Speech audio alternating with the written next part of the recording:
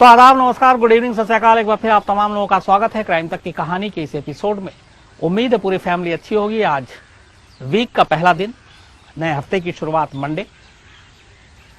मौसम भी अब धीरे धीरे अच्छा होता जा रहा है। आप में से बहुत सारे लोगों के मेल आए थे और उनमें से कुछ शिकायतें भी थी कि पिछले कई दिनों से देश के किसान दिल्ली के इर्द गिर्द लगातार डेरा डाले हुए हैं, प्रदर्शन करना चाहते हैं, अपनी आवाज़ उठाना चाहते हैं, अपनी मांग के लिए सरकार के दरवाजे तक जाना चाहते हैं। उनके बारे में जिस तरीके से स्टोरी या खबरें आनी चाहिए वैसे नहीं आ रही हैं, और उनके बारे में आखिर ऐसा वो क्यों कर रहे हैं, किसान क्या चीज़ें हैं, उसके बारे में भी अगर आप कहानी में शुरू में बताएं तो बेहतर होगा। तो आज की कहानी मैं शुरू करूं, और एक ऐसी कहानी जो बेहद रहस्यमयी है। एक ऐसे मंदिर की कहानी जहां पे ये मंदिर है, उसके आसपास के लोगों को एक श्राप दिया गया था, और वो श्राप कितना सच्चा है कितना झूठा है, बरसों हो गए और आज भी वहाँ पे लोग उस मंदिर में रात को रुकने की हिम्मत नहीं करते। तो ऐसा क्या है उस मंदिर के साथ, क्या है उसकी कहानी, क्या है वो श्राप, और उस श्राप के सबूत क्या हैं, ये सारी चीज़ें आपके सामने रखूं। उससे पहले बात किसानों की। 26-27 तारीख से, 26-27 नवंबर से ख़ासतौर पर पंजाब और हरियाणा के किसान, बाद में इसमें धीरे धीरे दूसरे राज्य भी शामिल हुए, उन्होंने एक आवाज़ दी कि दिल्ली चलो, और दिल्ली चलकर अपनी आवाज़ उठाएंगे। किसानों ने लगभग दिल्ली की जो सीमा है, बॉर्डर है, वहाँ पे डटे हुए हैं कई दिनों से, और दिल्ली पुलिस और सरकार की कोशिश है कि दिल्ली के अंदर उनको दाखिल ना होने दिया जाए। कुछ जगह उनके लिए आवंटित किया गया कि आप वहाँ पे रहें, वहाँ से आप अपना धरना प्रदर्शन जो भी करें, लेकिन किसानों की मांग ये है कि उन्हें दिल्ली जाना है और सरकार तक अपनी आवाज़ पहुँचानी है। बातचीत जारी है, लेकिन अभी तक बातचीत का कोई अंजाम नहीं निकला है, और किसान लगातार दिल्ली के बॉर्डर पर उनकी तादाद बढ़ती जा रही है। इसको लेकर कई दिनों से दिल्ली में ट्रैफिक की भी हालत ठीक नहीं है। खासतौर पर लोग जो दिल्ली आ रहे हैं दूसरे राज्यों से, बहुत ही परेशानी का भी सामना करना पड़ रहा है, लेकिन किसानों की परेशानी अलग है। अब सवाल ये है कि किसान ये विरोध क्यों कर रहे हैं, आखिर उनकी मांग क्या है, सरकार से क्या चाहते हैं। तो मैं उसको आम शब्दों में आप तक पहुंचाने की और समझाने की कोशिश करता हूं। हुआ है कि इसी साल सितंबर में सरकार ने किसानों को लेकर 3 बिल पास किए। बाद में राष्ट्रपति ने इन सारे बिलों को मंजूरी भी दे दी और यह कानून भी बन गया। इन्हीं 3 बिलों को लेकर जो किसान से जुड़े हुए हैं, जो कानून बन चुका है, उसका विरोध हो रहा है, और ख़ासतौर पर पंजाब और हरियाणा के किसान इसका विरोध कर रहे हैं। आपको पता होगा कि हिंदुस्तान में सबसे जो अमीर और अच्छे किसान हैं वो पंजाब और हरियाणा में ही हैं। तो ये लोग विरोध कर रहे हैं। अब ये कानून क्या है और क्यों विरोध कर रहे हैं, इसको समझने की ज़रूरत है। 3 कानून पास हुए थे सितंबर में। पहला कानून था वो था एमएसपी को लेकर, मिनिमम सपोर्ट प्राइस, किसान के लिए। इसमें यह था कि इस बिल के जरिए गवर्नमेंट ने, सरकार ने एक और काम किया। उन्होंने एक APMC, agricultural produce market committee भी बनाई। अभी तक एमएसपी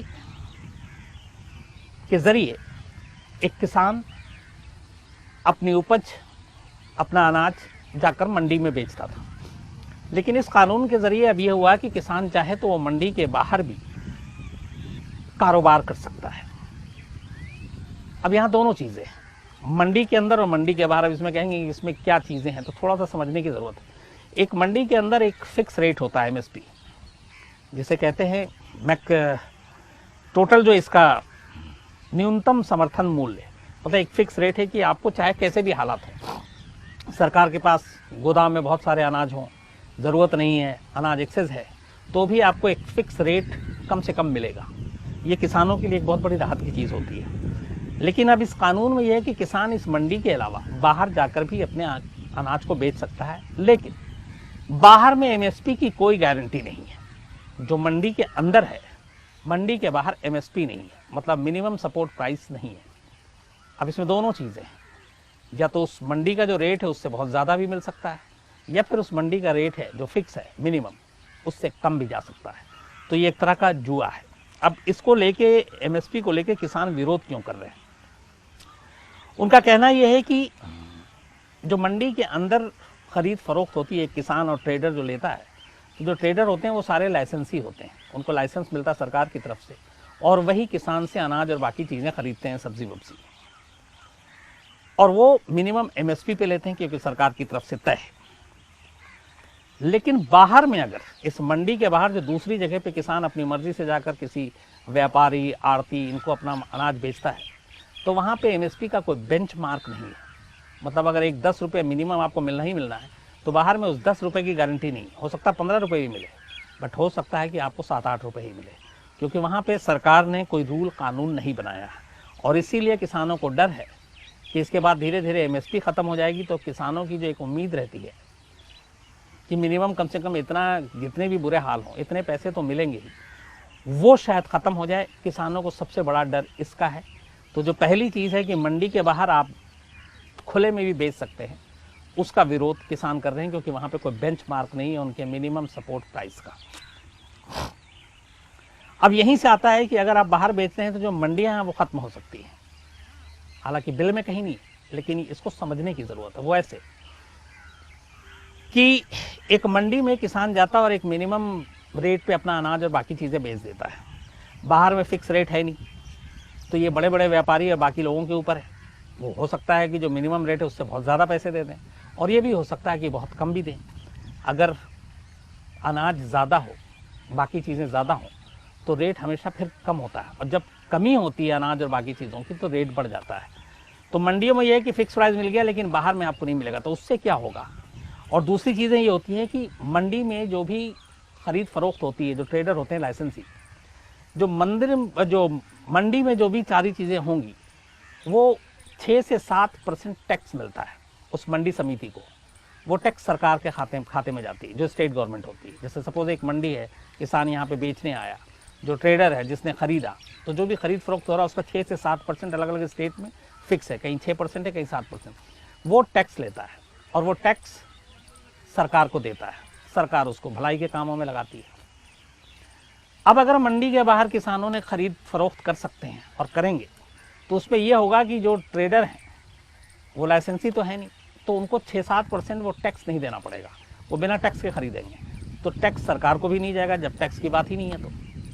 तो पंजाब और हरियाणा खास तौर पर की जो सरकार है, पंजाब की सरकार, क्योंकि हरियाणा में ये है कि कानून जो बना तो बीजेपी की सरकार है, हरियाणा में भी बीजेपी की सरकार है, तो वो खुलकर नहीं बोल रहे हैं। लेकिन किसानों का विरोध वहाँ पे भी इसलिए है कि सरकार की झोली पे भी फ़र्क पड़ रहा है। अगर आप बाहर खरीद रहे हैं और टैक्स आपको नहीं मिल रहा है, तो फिर सरकार और पंजाब और हरियाणा में मंडियों से एक बड़ी तादाद में बड़ी रकम टैक्स के रूप में आती है। तो एक चीज़ ये भी है। दूसरा इसमें यह भी है कि इससे 1 कंट्री और 2 मार्केट की चीज़ें आ रही हैं इस बिल को लेकर। उसमें यह है कि जो टैक्स है, मंडी वाले टैक्स दे रहे हैं, बाहर वाले टैक्स नहीं दे रहे हैं, तो ये 2 चीज़ें आ गई, और इसको लेके ख़ासतौर पे सरकार नाराज़ है, जो स्टेट की गवर्नमेंट है। इसके अलावा इसमें एक और है, एक बिल है जिसमें यह है कि एक किसान की ज़मीन है तो वो कोई भी दूसरा शख्स, कोई बड़ा व्यापारी, बड़ा पैसे वाला, वो ज़मीन को किराए पे लेगा। कॉन्ट्रैक्ट फार्मिंग बिल है ये, और उस पर वो चाहे जो भी फसल उगाए, जो भी अनाज उगाए, तो एक मुश्त एक कॉन्ट्रैक्ट होगा दोनों में, और वो उसके ऊपर अपनी मर्जी से जो चाहे करेगा कॉन्ट्रैक्ट पे वो ज़मीन लेकर। इसमें हुआ ये है कि अगर इस कॉन्ट्रैक्ट के दौरान उस बड़ी कंपनी या फिर कॉरपोरेट या फिर बड़े रईस ज़मींदार एक आम किसान की ज़मीन लेता है और उस पर अपना जो भी कॉन्ट्रैक्ट साइन होता है, सब कुछ होता है, और बाद में उन दोनों के बीच में कोई विवाद या झगड़ा होता है, तो ये बिल के हिसाब से ये चीज़ अदालत में नहीं जाएगी, बल्कि ये पहले एसडीएम के पास जाएगी मामला और फिर डीएम के पास। किसानों का ये कहना है कि उन्हें एसडीएम और डीएम पे इसलिए भरोसा नहीं है क्योंकि वो स्टेट गवर्नमेंट की कठपुतली होते हैं, उन्हीं के इशारे पे काम करते हैं। अदालत से उन्हें इंसाफ की उम्मीद है, तो उनका कहना है कि अगर एक बड़े लोगों के साथ ऐसी डील होती है, कुछ गड़बड़ होता है, तो एसडीएम और डीएम उन बड़े कॉरपोरेट और बड़े ज़मींदारों की बात सुनेंगे, ना कि गरीब और छोटे किसानों की। तो इसलिए उनके बीच में जो झगड़ा और हो, विवाद हो, उसका निपटारा कोर्ट में होना चाहिए, जबकि सरकार ने यहाँ पे इस चीज़ को ख़त्म कर दिया है।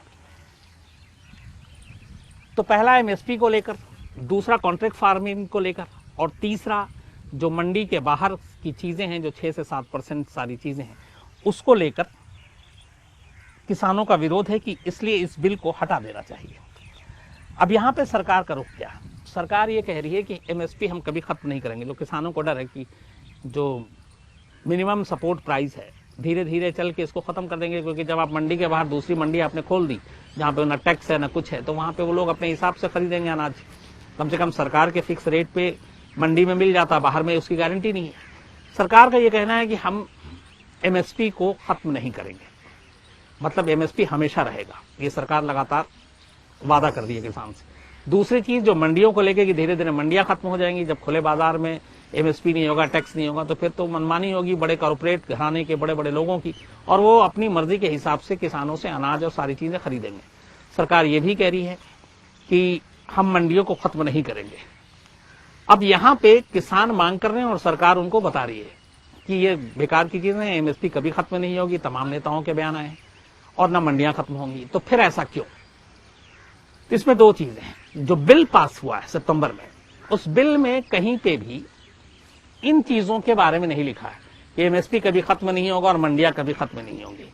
नेताओं की तरफ से बयान जरूर आ रहे हैं कि एमएसपी कभी खत्म नहीं होगा, मंडियां कभी खत्म नहीं होंगी, और जो कॉन्ट्रैक्ट फार्मिंग है उसमें भी किसानों का हित देखा जाएगा। अब सवाल यह है कि एक कानून में बात कहना और एक नेताओं के जरिए बोलना, इन दोनों में फर्क है। क्योंकि जो कानून होता है वो कानून होता है, और आपको जो बोला जाता है उसकी कोई वैल्यू नहीं है, क्योंकि वो रिटर्न में नहीं है, ना कानून है। तो अगर एमएसपी कभी खत्म नहीं होगा, मंडियां कभी खत्म नहीं होंगी, ये बात उस बिल में, उस कानून में होनी चाहिए। ये भी किसानों की मांग थी, जो कि है नहीं। तो सरकार ये दिलासा दे रही है किसानों को कि एमएसपी खत्म नहीं होना है, आपका मंडियां खत्म नहीं होनी है, कॉन्ट्रैक्ट फार्मिंग में नुकसान नहीं होना है, लेकिन ये बातें बयान के तौर पर आ रहे हैं, रिटर्न में और कानून के तौर पर नहीं है। और किसानों का कहना है कि ठीक है, एमएसपी कभी खत्म नहीं होगा, आप उसको बिल में शामिल कीजिए। कभी कॉन्ट्रैक्ट फार्मिंग में जो एसडीएम और डीएम की बात हो रही है, अदालत में ये मामला जाए, आप उसको बिल में शामिल कीजिए। मंडियां और जो मंडियां समिति हैं वो कभी खत्म नहीं होंगी, आप इसको बिल में शामिल कीजिए। ये चीजें नहीं हो रही हैं, और इसी को लेके ये विरोध हो रहा है कि या तो फिर इन तीनों कानून को खत्म किया जाए, या फिर ये गारंटी कानून में दिया जाए कि एमएसपी खत्म नहीं होगी, मंडियां खत्म नहीं होंगी, कॉन्ट्रैक्ट फार्मिंग में कोई नुकसान नहीं होगा। इसी को लेके ये झगड़ा चल रहा है, और सरकार ने साफ कर दिया है कि ये जो कृषि बिल है तीनों, जो सितंबर में पास हुआ है, कानून बन चुका है, ये किसी कीमत पे वापस नहीं लिया जाएगा। पर सरकार भरोसा दिला रही बार बार कि एमएसपी खत्म भी नहीं करेंगे, मंडियां खत्म भी नहीं करेंगे, लेकिन किसान इसको मानने को तैयार नहीं है। उनका कहना है कि आप इसे बिल में शामिल करें, हमें सिर्फ आपकी जुबान से कही हुई इन चीजों पर भरोसा नहीं है। तो यही है वो चीज जिसको लेके किसानों का धरना प्रदर्शन पिछले 5-6 दिनों से चल रहा है। वो दिल्ली में दाखिल होने की कोशिश कर रहे हैं। उम्मीद ये है, हालांकि 3 दिसंबर को डेट है सरकार के साथ बातचीत करने के लिए, करीब 30-35 अलग अलग संगठन है किसान के जो इस मुहिम में शामिल है। और अब धीरे धीरे जैसे ये मुहिम बढ़ रही है, तो बाकी राज्यों के किसान भी दिल्ली की तरफ आ रहे हैं। तो दुआ यही है कि ये मसला जल्द से जल्द सुलझ जाए, और जो किसानों की मांग है वो भी पूरी हो जाए, और सरकार भी उन्हें ये यकीन दिलाए कि उनके साथ कोई गलत नहीं होगा। तो ये पूरा किसानों को लेकर जो कुछ चल रहा था, उसके बारे में डिटेल आपको जितनी मेरी समझ थी इन कानूनों को लेकर, क्योंकि थोड़ा मेरे सब्जेक्ट से अलग था, तो वो आपके सामने रखी। अब आते हैं आज की कहानी के ऊपर, जो मैंने शुरू में बताया, एक बेहद रहस्यमय कहानी। राजस्थान की कई रहस्यमय कहानियां मैंने आपको सुनाई है, चाहे वो कुलधरा हो या फिर भानगढ़ का किला हो। कुलधरा तो मैं कई बार गया हूं, जहां पे एक ऐसा श्राप है कि पालीवाल परिवार एक रात में ही सारे गायब हो गए थे। इसी कहानी में सुनाया आपको, और वो श्राप दे गए थे कि ये गांव दोबारा कभी बसेगा नहीं, और आज भी वहां पे कभी भी कोई जाता नहीं है शाम के बाद। और वो सालों से, बरसों से, कई 100 साल हो गए, वो पूरा वीरान पड़ा हुआ है कुलधरा का। देखने में बड़ा खूबसूरत लगता है, कभी मौका मिले तो आप जाकर देख कर आइए। जैसलमेर के बिल्कुल करीब है, जैसलमेर से ही जाना पड़ता है। उसी तरह भानगढ़ का किले की कहानी आपको सुनाई थी, कहानी पूरी। आज की कहानी बाड़मेर जिले की है। कोई ऐसा मंदिर जिसे शापित किया जा सकता है, लेकिन यह कहानी है। कहते हैं कि करीब 900 साल हो गए, आज भी ये मंदिर वीरान पड़ा हुआ है, और रात के वक्त, शाम के बाद तो किसी के जाने की हिम्मत भी नहीं होती यहां पे। इसका नाम आपने सुना होगा, किराडू मंदिर। किराडू मंदिर को करीब 9 साल हो गए वीरान हुए हुए, और इसके पीछे की एक लंबी दास्तान है। इस पूरी कहानी में इसको, हालांकि ये भी है कि बहुत सारे जो रहस्य होते हैं या फिर बहुत सारी ऐसी चीजें होती हैं, उसके सबूत, प्रूफ नहीं होते, लेकिन इस मंदिर को लेकर पूरे राजस्थान में ये मशहूर है। ये जिस तरीके से बनी है, कहते हैं कि ये राजस्थान का खजुराहो है, और इसीलिए प्रेमी जोड़ों को काफी आकर्षित करते हैं। दिन में लोग जाते भी हैं, ऐसा नहीं है, लेकिन 900 साल से ये मंदिर वीरान पड़ा हुआ है। और इस मंदिर के वीरान होने के पीछे की कहानी जो है वो बड़ी अजीब है।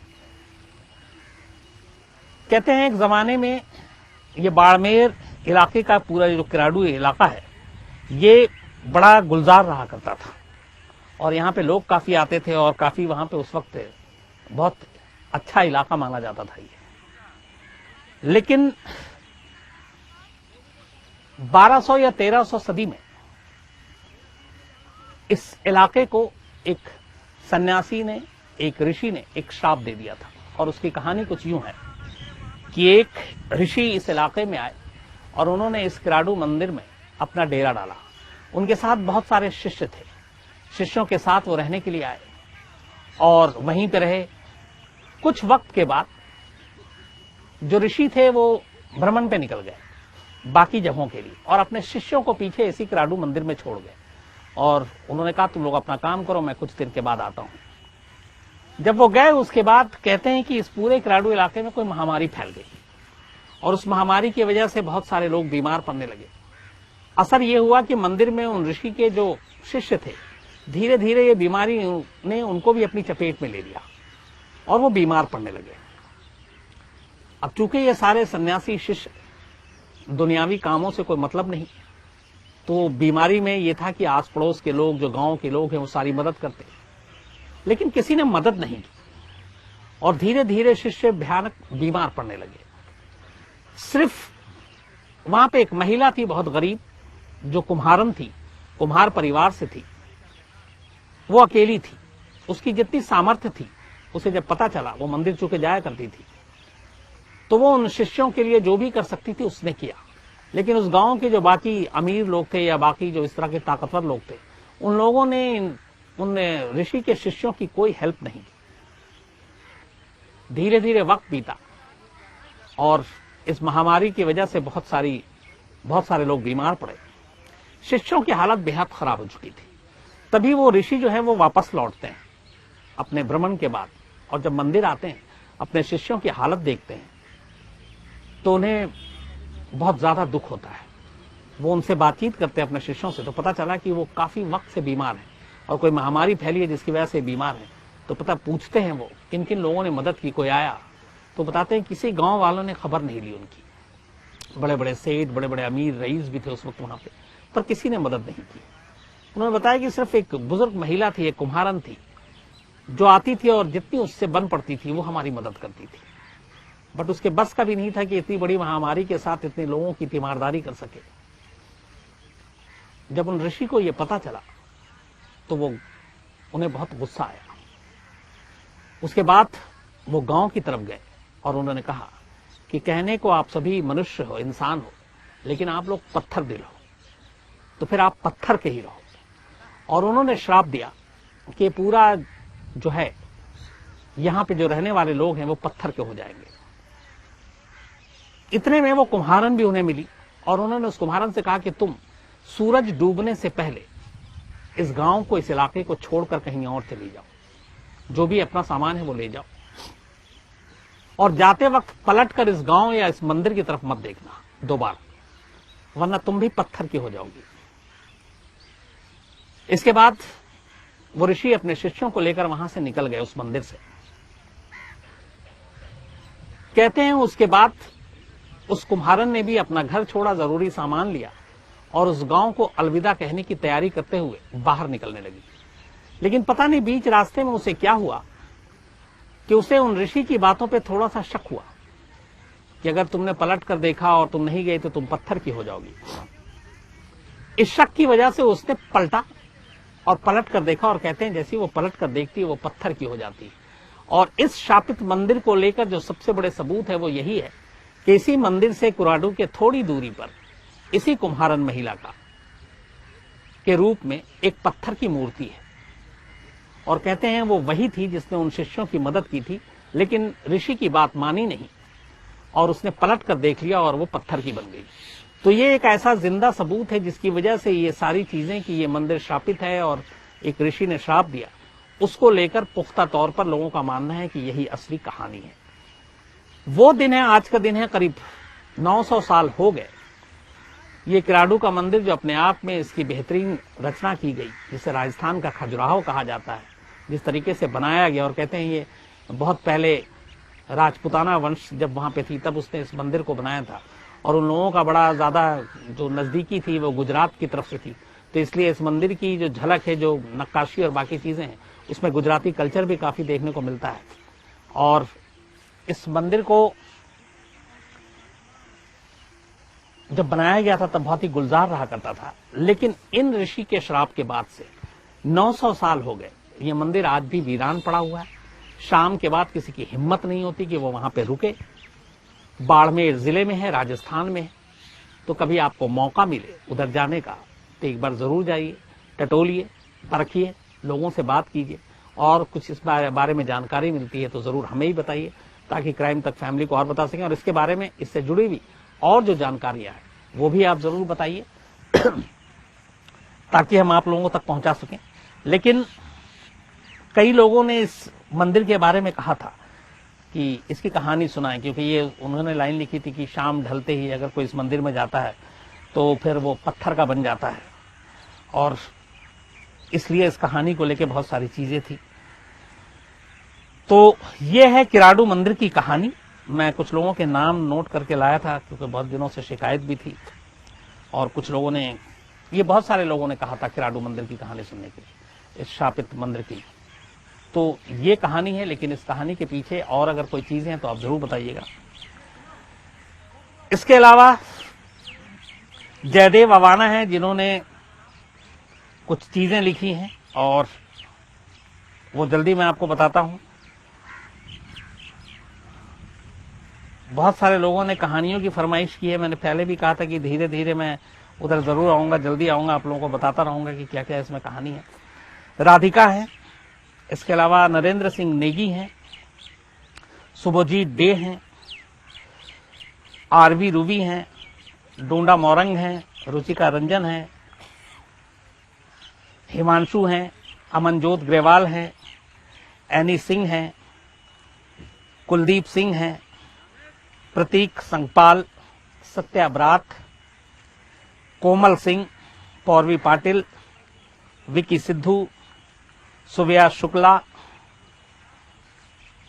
देवेंद्र पांडे, मनीष, विक सिंह ठिन, शांतानु श्रीवास्तव, डोंडा मोरंग, सुधीर यादव, श्रीजीत मेनन, सुखविंदर सिंह, जीवन पाठक, विक्रांत देवान, शब्बीर हुसैन, बहुत सारे लोगों ने अलग अलग कहानी की फरमाइश की है। मंजू राम, दीपक भारद्वाज, अखिलेश रॉय, सुदीप चक्रवर्ती, परिमोल गोप्याल, सुल्तान मिर्जा, वैभव ए जंडे, इसके अलावा कृष्णा तोहाना, अमित चौमाल इंडिया, सुभाष द्विवेदी, तुषार सिंह, गोपाल पुरोहित, परीक्षित सिंह, विजय गावलवड़, मनीष, जसीम अंसारी, अरुण कुमार मंडल, पी पाटिल,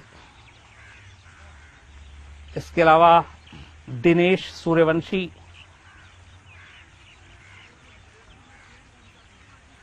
ताहिर सागवाडिया, कृष्णा तोहाना, अशरफ सिद्दीकी, राठौर भागीरथ, अभिषेक यादव, मयंक पटेल, मोहित त्रिवेदी, सौरभ अग्रवाल, गोविंद मेहरा, आनंद राय, दिव्या गाबा, आशुतोष बिश्नोई, सुमीत गटे, आशीष यादव, नेहल कसाब, जीवन पाठक, ओम सारमा। तो आप लोगों की कहानियों की लिस्ट ऑलरेडी नोट की है, जैसे जैसे बारी आएगी जरूर सुनाऊंगा। आज कहानी में फिलहाल इतना ही। अपना ख्याल रखिएगा, अपनों का ख्याल रखिएगा। Thank you very much.